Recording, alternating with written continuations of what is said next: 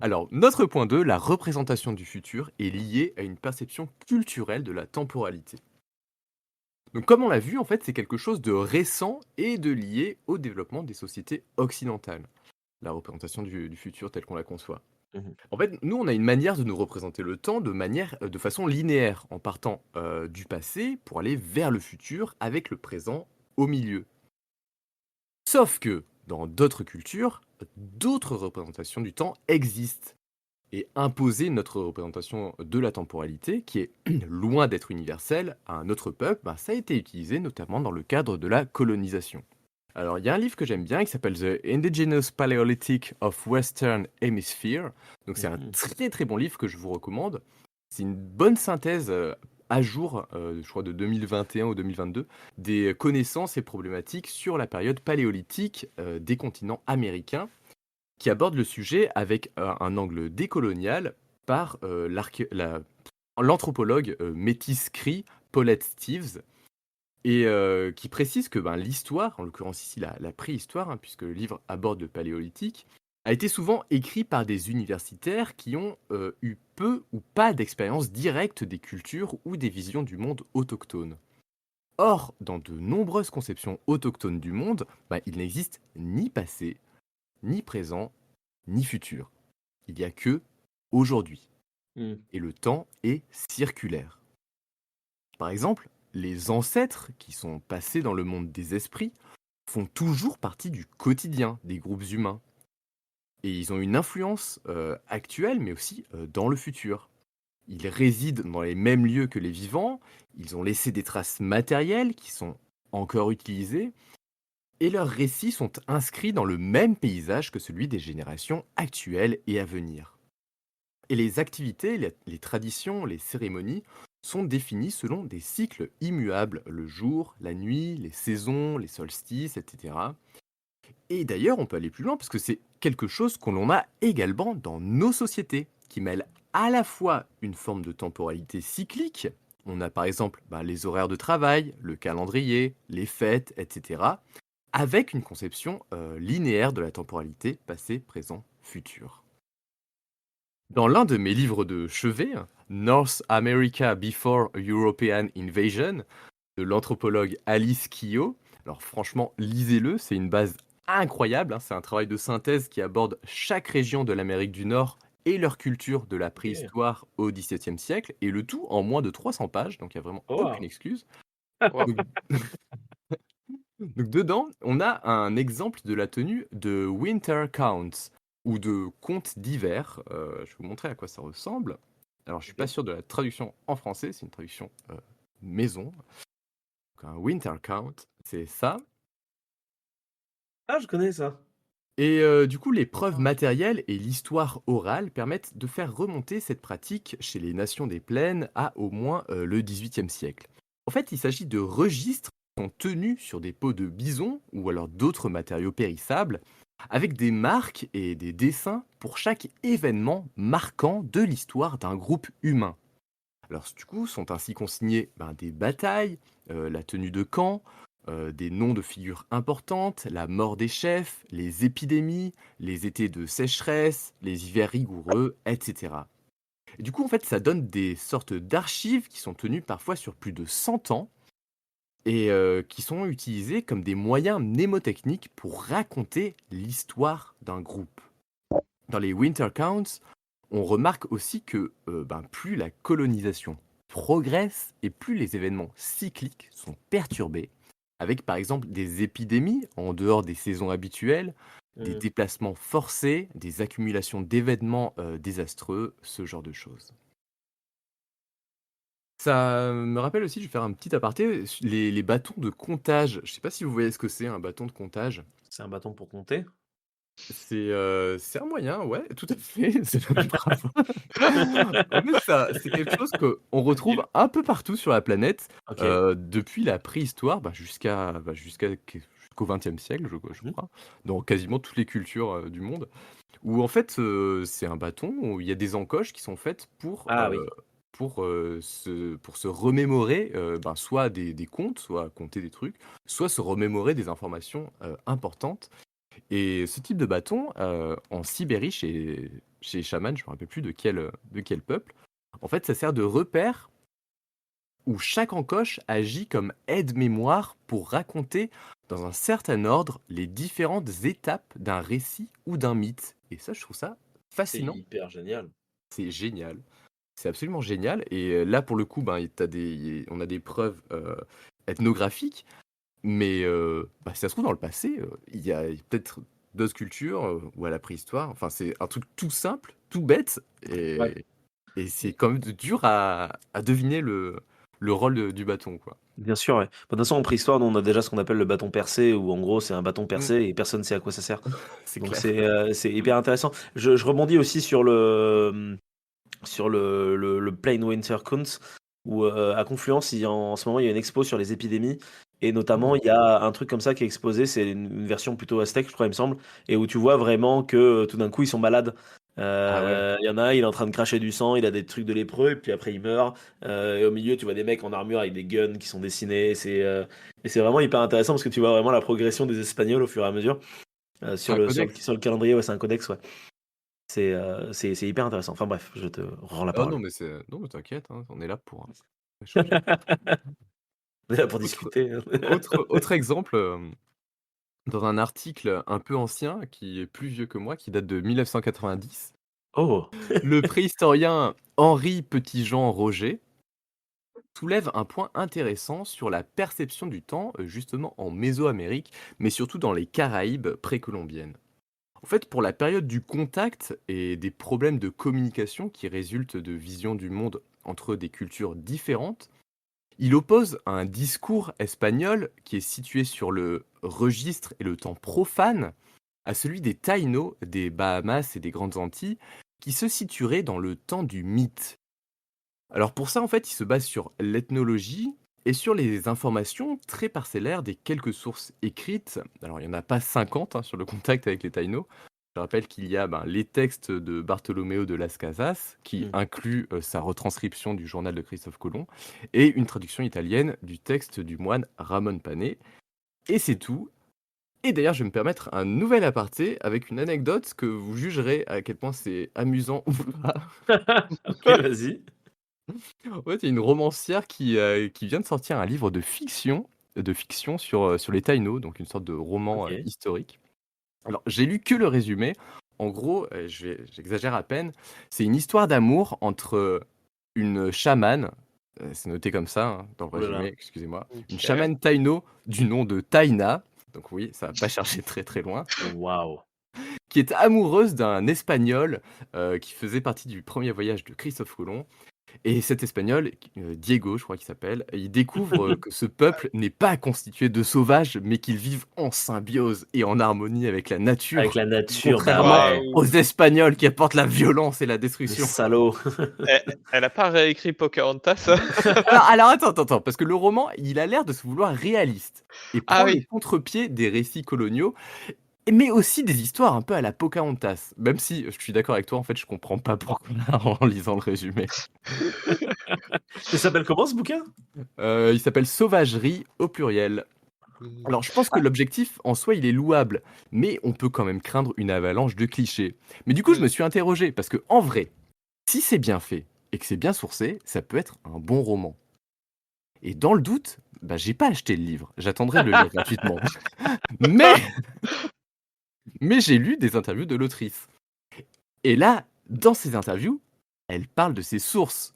Et du coup, en fait, il y a vraiment de quoi avoir peur.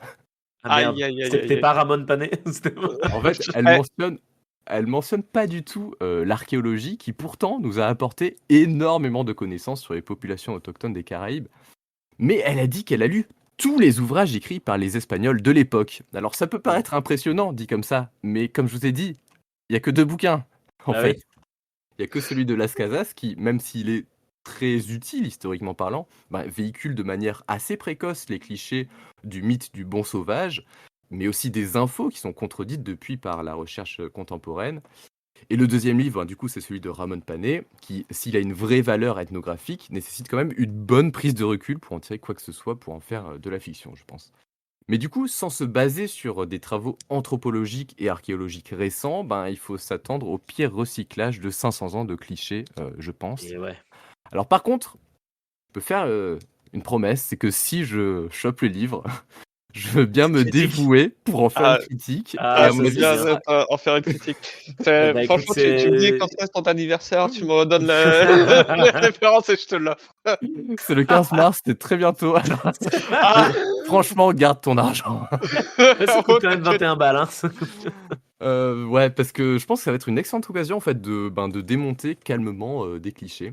Mais en attendant, ce que je peux faire, peut-être pas maintenant parce que ça va prendre du temps, c'est que je peux exercer un pouvoir de divination.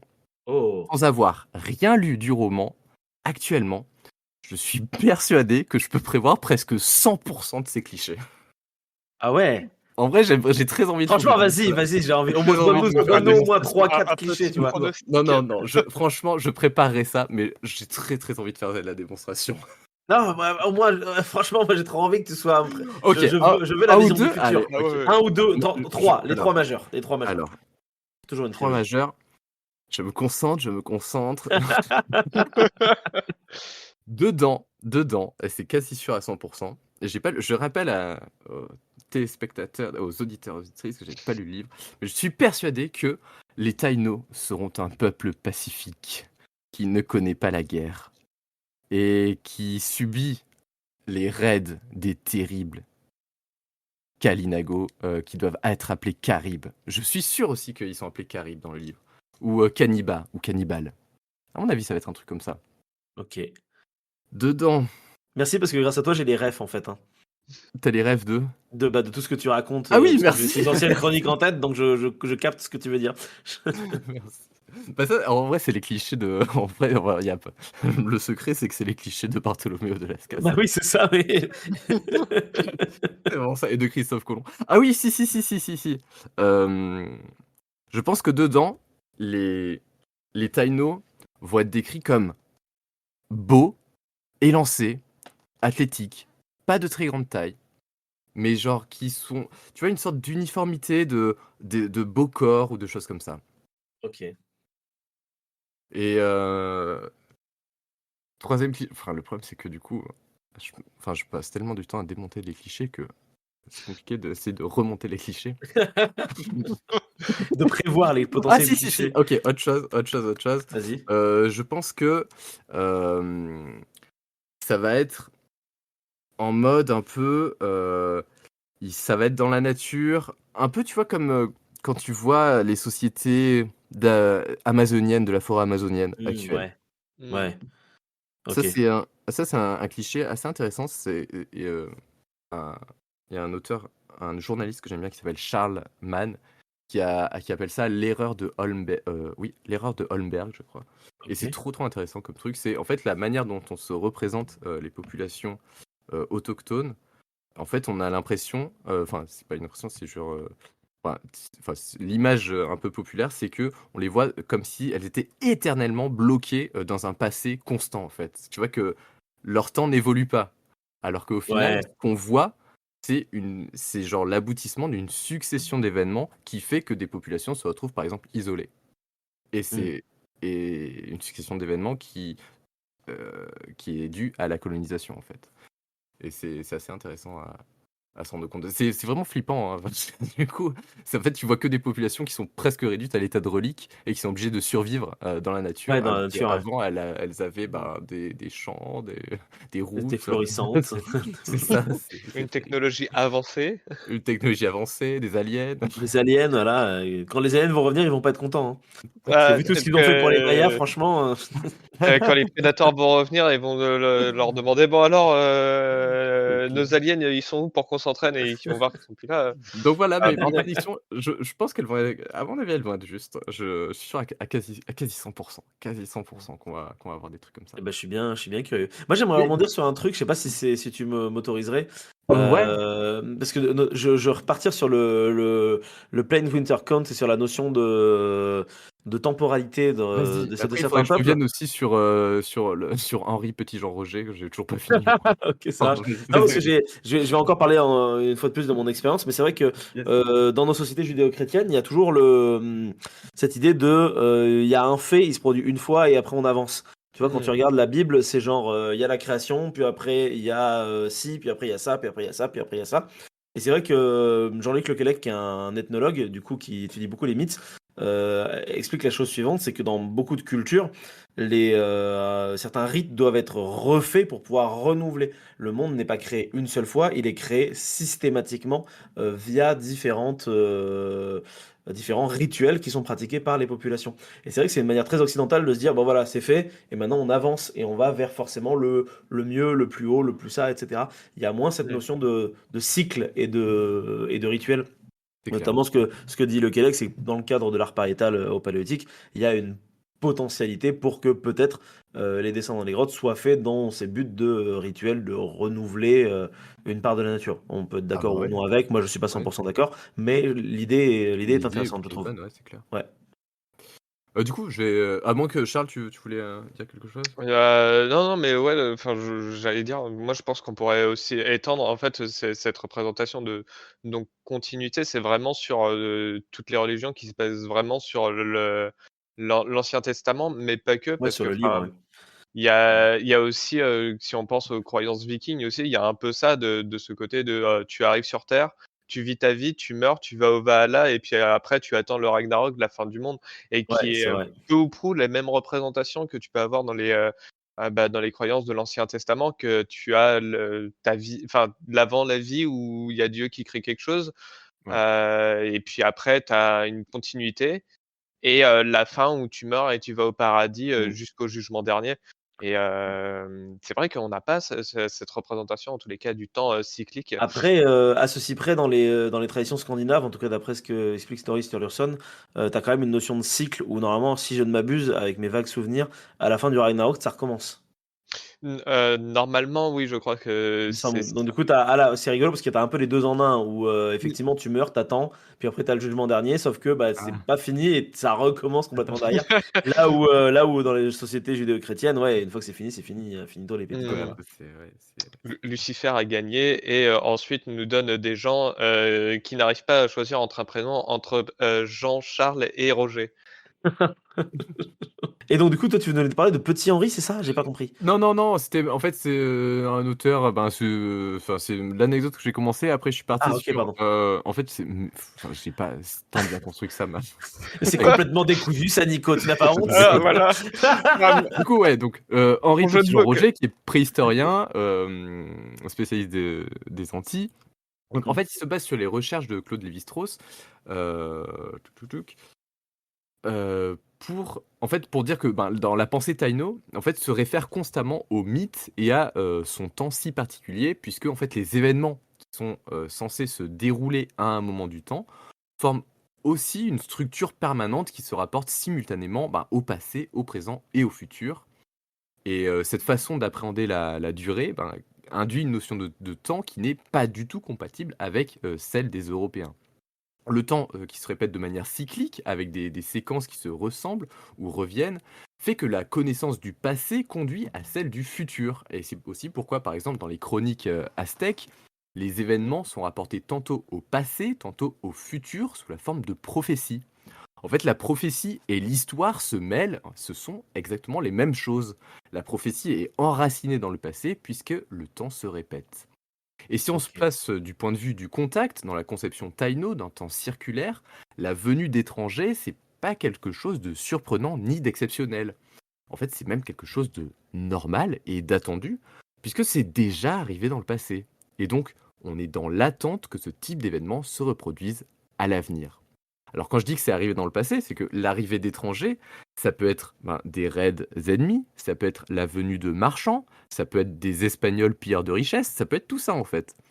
Il s'agit de la même chose et les populations sont prêtes à ce genre de rencontre dans le Eh oui. sens où c'est quelque chose d'envisageable dans leur conception du monde, qu'il y a des sortes de rituels et de processus dans ces cas. contrairement à notre conception européenne où, ben, du coup, dans ce cas-là, on est dans l'improvisation, on est dans le rapport de force, ce genre de choses. Mmh. D'autant plus que si on prend le contexte général, au niveau des Caraïbes, ben, les établissements humains, sur les îles, c'est des pivots d'échange. Ça brasse des populations, différentes, c'est au centre de réseaux extrêmement étendus et développés depuis des milliers d'années. Donc en fait, des étrangers qui débarquent, quelque chose qui est très courant.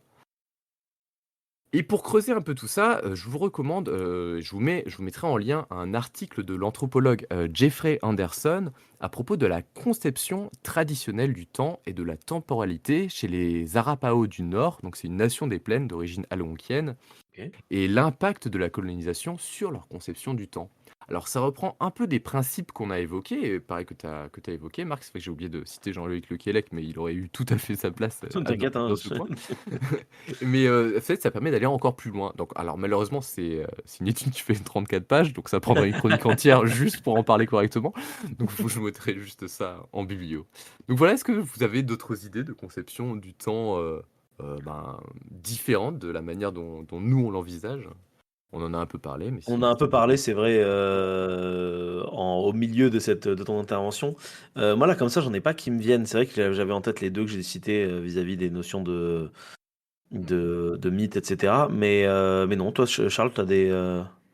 Non, je dois avouer que, enfin, à part les mythes, indo-européens, j'ai pas forcément trop d'autres connaissances et c'est pas non plus des choses que j'ai beaucoup creusées donc des représentations si différentes, j'en ai pas. Après, je pense qu'on peut voir, peut-être aussi dans la, nous, dans notre, enfin, dans notre imaginaire et peut-être dans la science-fiction ou même dans Mm. des œuvres de littérature. Je pense qu'on a eu des œuvres où on s'est dit, bah, que finalement tout devait être cyclique. Alors je ne sais pas, mais je crois que le film The Arrival où, c'est l'arrivée Oui, tout à fait, ouais. de Denis Villeneuve, Mmh. les il se représentait justement cette race, d'extraterrestres qui, bah, n'a pas une représentation déjà des mots, comme nous, mais aussi du temps et qu'eux avaient une représentation du temps très cyclique. Mm. Et ce qui OK. est hyper intéressant dans The Arrival, c'est que le propos, c'est de dire que c'est la langue qui influe sur ta vision du temps. Et ce que je Mmh, trouve hyper intéressant, parce que tout ce que nous a dit Nico depuis le début, c'est que finalement, la culture influe sur la vision du temps. Et s'il y mmh. a bien quelque chose qui fait partie intégrante d'une culture, c'est la notion de C'est langage. la langue, ouais. Donc c'est hyper intéressant moi, The Arrival, quand je l'ai regardé, j'ai été sidéré. Le film est Ah ouais, excellent, hein. il est Franchement, Il est vraiment il est très, il est très bien. vraiment très, très bien. ouais, C'est ouais. un film qui a inspiré mon premier tatouage d'ailleurs. Ok, Oh, d'accord. cool. Pour les auditeurs qui préfèrent la VF, c'est Premier Contact, du coup, en VF, hein. Premier contact, ouais, c'est voilà, j'avais plus Non, le non, nom. t'inquiète, moi aussi, pas de souci. Denis Villeneuve, qu'on embrasse, même s'il écoutera jamais ce podcast, bien évidemment. Si tu nous écoutes, Denis, Si tu nous écoutes, on Denis, pense à voilà, toi. abonne-toi, s'il te plaît. On dit des choses vachement intéressantes. Moi, il y a une notion de temporalité que je trouve très intéressante aussi, même si c'est pas vraiment une idée de circulaire. Encore une fois, je vais me fier à ce que je connais et aux études des différents ethnologues, mais c'est que le Québec avait mis en place avec d'autres scientifiques l'idée de créer un arbre phylogénétique des différents mythes Mythe. que tu vas retrouver un peu partout dans le monde et pour pouvoir en retrouver les différentes origines. Et je trouve que c'est hyper intéressant dans cette notion de temps parce que ça montre que dans la temporalité de l'humanité, il y a vraiment une transmission quand même qui se crée via d'une part l'oralité et du coup parfois on se retrouve avec des gens qui vont avoir des mythes en commun alors même qu'ils sont pas censés se connaître du tout à la base. Et ça montre bien que l'humanité a cette force cette puissance d'oralité et de transmission quand même, qui, Qui est fou. malgré le fait qu'on n'ait pas tous la même notion du temps, continue quand même d'exister. Et je trouve ça chouette. Transcende. Et tu avais la même chose. Bah, du coup, je crois que c'est un des élèves de. Je sais pas si lequel qui était pas deuxième auteur ou quoi. Tu sais, quand j'avais parlé à un moment des chiens, et il Ouais, y a il y a une phylogénie du coup bah, des mythes associés aux chiens ouais. aussi, qui agit un peu, tu sais, comme un mode d'emploi Oui, c'est pour ça, ouais. Ouais. et ça, je trouve ça super intéressant parce que pareil, tu peux remonter à des temps, enfin, c'est incroyable, c'est juste incroyable et c'est quelque chose qui est commun à, bah, toute l'humanité. Ouais, Les ouais, humains c'est sont allés vraiment ouf. partout avec des chiens, enfin, c'est incroyable de se représenter ça, je trouve ça fascinant. Ce qu'on va Ouais, retenir de ce podcast, c'est quand même que l'humanité a grandi avec des chiens et des chats, hein. Oui. C'est clair. Mais le chien en Et des premier. bébés moches. Le chien en premier, ouais. Le chien en premier. Je suis team chat, mais le chien en premier, plus utile pour la chasse. Ouais. Mais par contre, je digresse, hein, bah, pareil, je balance du Bon, savoir t'inquiète. parce que la confiture, c'est comme le savoir, on l'étale plus, etc. Mais ce que je trouve fascinant, c'est que dans ce mode d'emploi de chien dont tu parles, on se rend compte au niveau des traces archéologiques qu'il y a une première domestication du loup qui est faite en Europe occidentale aux alentours de 30 000 ans à peu près, mais que cette première domestication n'a rien à voir avec la domestication du Proche-Orient à 15 000 ans. Puisque c'est pas la même espèce qui est domestiquée, mais que les proto-chiens d'Europe occidentale n'ont rien donné par la suite. Donc en fait, on est face à une domestication qui a littéralement échoué dans le temps, puisqu'on a arrêté de la faire, et qu'ensuite on va réessayer en utilisant une espèce plus docile de canidés. Et là, ça a marché, ça va donner à peu près tous les canidés, enfin tous les chiens, pardon, qu'on connaît aujourd'hui en 2025. C'est Mm. ouf.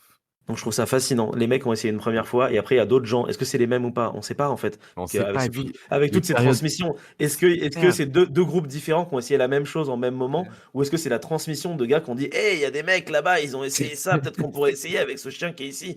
Et je trouve ça incroyable. La dimension temporelle, elle est monstrueusement Ouais. grande. Et c'est comme les récits ou comment on dit? Le fait D'apprivoisement? d'apprivoisement, ben, de renards ou d'autres types de canidés ou ce Ouais, genre de choses, ou quand tu ouais, retrouves des renards dans des tombes d'humains, tu te dis: «Mais qu'est-ce qui s'est passé? Pourquoi c'est ouais. ce micro-événement là qui a pas duré C'est... dans le temps?» Mais il y a des gens qui ont eu des idées incroyables! Mais oui, Mais mais est-ce que carrément. c'est vraiment une idée ou est-ce que c'est pas juste le renard qui s'est glissé au dernier moment dans la tombe et que malencontreusement il a été enterré là?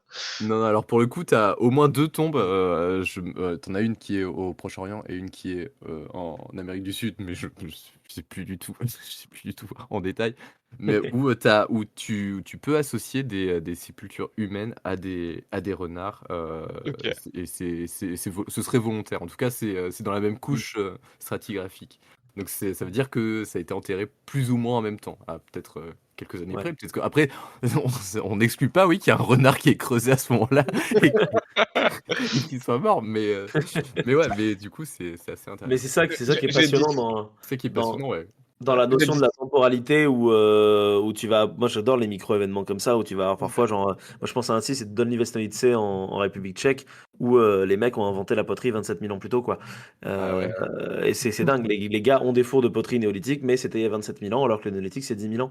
Et c'est hyper intéressant parce que du coup, déjà, comment ils en arrivent à faire ça, puis ensuite, pourquoi ils le perdent et pourquoi il faut attendre 10 000 ans pour pouvoir récupérer la technologie ailleurs.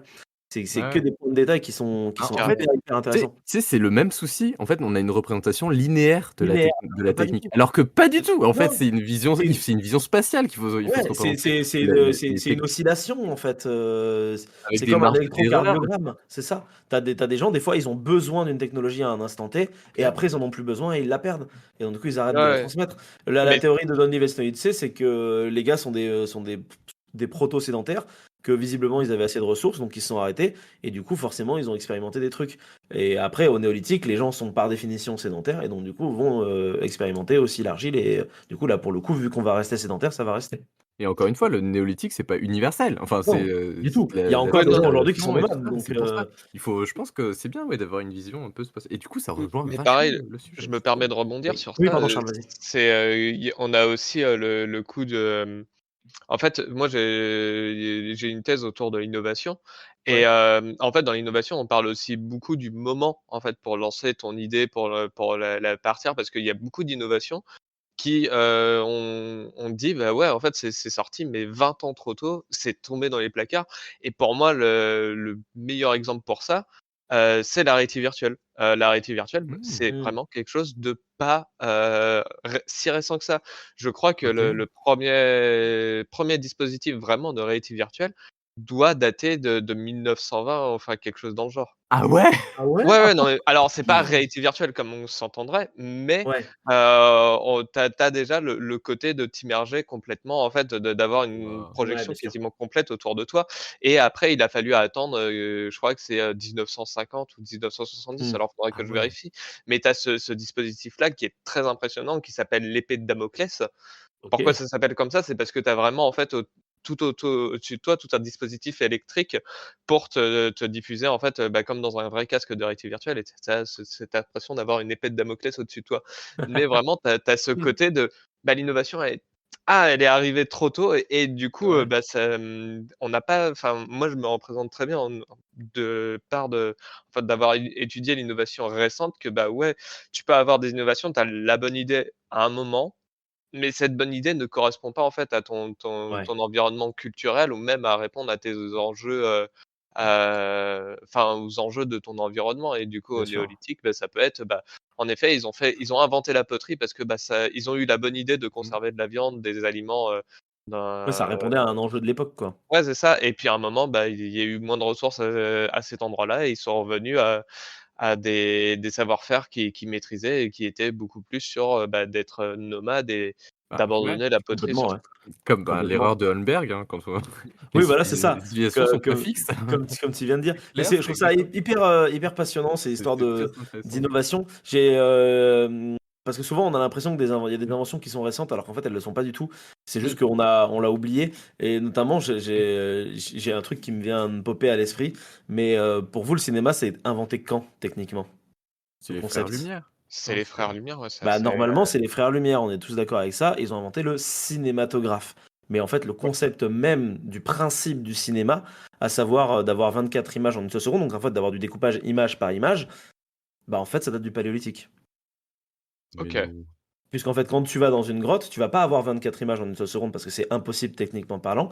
Mais à Mmh. Chauvet, quand tu as des successions d'animaux qui sont les uns à côté des autres et qui vont dans une direction, en fait, nous, on va le regarder aujourd'hui avec une lumière électrique statique qui te montre la fresque en entier. Mais à l'époque, c'est pas possible. Tu es obligé de la regarder avec une source de lumière de type feu de petite taille.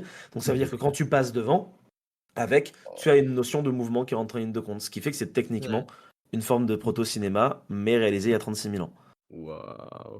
Et ça, c'est hyper intéressant. OK. C'était Karim Debache qui en parlait, notamment, si vous connaissez pas, je vous conseille Crust. Et Mmh. il en parlait c'est dans Chroma, il me semble, où il expliquait que le cinéma, techniquement, tu peux le faire remonter au Paléolithique. Le concept. Ouf. Mais il y a d'autres exemples, que je attends, parce que du coup, Que Chauvet? enfin, que Chauvet, oui, où tu as des successions comme Chauvet, t'as vraiment, c'est vraiment un gros pôle de mouvement. La plupart des dessins, OK. tu peux les faire bouger. Ah T'as beaucoup ouais. de découpage image par image. Mais t'as aussi, putain, merde, une grotte dans le Gard. OK. C'est pas la grotte de la Marche. Putain, j'avais Oh, envie tu d'y aller sais, en tu plus peux dans dire cette grotte. n'importe quoi, je connais pas. Je pourrais vous dire n'importe quoi. Dans la grotte de la Marche, t'as des visages. Grotte, Gare, Lyon. C'est pas la grotte de la tête de lion, ça c'est pas dans le Gard. C'est dans l'Ardèche. Du coup, ouais, il y a d'autres Ah, c'est exemples. Baume-la-Trône. Ah, Baume-la-Trône. OK. pardon. Baume-la-Trône, c'est ça. Je m'en D'accord. souviens. Baume-la-Trône, t'as des gros notions de mouvement avec des trucs qui sont très ondulés. Vous pouvez aller googler si vous voulez. Attendez, je vous mets le lien Google vite Oh! dans le Discord. Hop, tac. Baume-la-Trône, c'est très joli et c'est fait avec Oh, c'est super de l'argile. stylisé! T'as vu, c'est hyper stylisé. C'est Et trop t'as cool! notamment Cthulhu qui est dessiné à un moment Oui! donné. Je sais pas Ah si vous ouais? l'avez vu. Le Oui, voilà, monstre il est là. spaghetti Le volant, monstre spaghetti volant. Et en fait, ça, c'est un mammouth. oh! Ils ont D'accord. déterminé que c'était un mammouth qui bouge dans tous les sens avec sa trompe.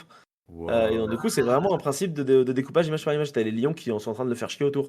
Oh, Et là, quand tu le regardes en statique, bah, t'as juste l'impression de voir un grand ancien sur un mur, ce qui te ferait douter de la réalité. Mais en fait, c'est un mammouth. Voilà, cette grotte, je suis c'est deg. génial. On devait l'avoir cette année. Et puis finalement, mes patrons ont dit non, non, non, on va faire une formation à la con pour savoir quelle couleur vous êtes. Oh non! Et Pitié. voilà. Non. Et du coup, Quel tu es de quelle enfer. couleur? Et bah écoute, je suis pratiquement un divergent. Donc, Ah, car au lieu d'avoir une couleur, j'ai 3 couleurs dominantes. Waouh! Et bravo. Waouh. ah, mais tu aurais pu voir les J'aurais pu voir lions ça à la place. oh non! Et on m'a dit peut-être l'année prochaine. Et j'étais là à faire non, je peux pas attendre un an. Du coup, j'ai posé madame direct. Et voilà. Ah, ça s'entend, ça s'entend. Mais voilà, cette grotte, et j'ai ma compagne qui l'a vue et elle est très très chouette. Par contre, elle est dans un état de Waouh! préservation horrible parce que Ah les merde! gens se sont amusés à défoncer les dessins pendant plusieurs siècles, même encore aujourd'hui. Ah Des gens merde! malveillants rentrent dedans pour s'amuser à envoyer des trucs sur les dessins parce qu'apparemment c'est vachement Ah. drôle. Voilà, mais bref, ça c'était le petit aparté Baume la Trône. OK. Si vous souhaitez également participer à notre petite causerie, rien ne vous empêche de le faire dans les commentaires de cette vidéo, tout en restant bien évidemment courtois les uns avec les autres. Et si vous souhaitez découvrir d'autres sujets, il ne vous reste plus qu'à vagabonder un petit peu partout sur cette chaîne, parce qu'on y parle un petit peu de tout et surtout un petit peu de rien. N'hésitez pas non plus à vous abonner à la chaîne, à mettre un petit pouce bleu et à nous suivre sur les différents réseaux sociaux. Merci à vous et à très bientôt.